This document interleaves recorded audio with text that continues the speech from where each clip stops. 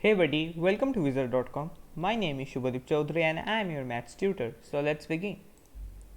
According to the question, we have been given a four-sided polygon whose three interior angles have been given and we have to find the fourth interior angle. Now we know that sum of interior angles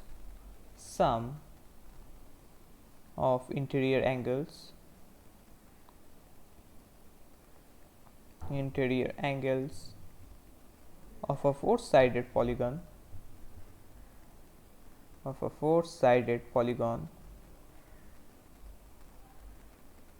is 360 degrees. Therefore, angle A plus angle B plus angle C plus angle D will be equals 360 degrees. Now angle A is given as 53 degrees, angle B is 85 degrees. We have to find the value of angle C, which is z degrees, and angle D is given as 127 degrees, will be equals 360 degrees.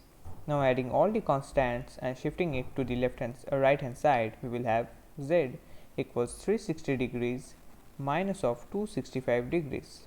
Right. Now 360 degrees minus of 265 degrees gives us 95 degrees. Therefore z degree will be equals 95 degrees.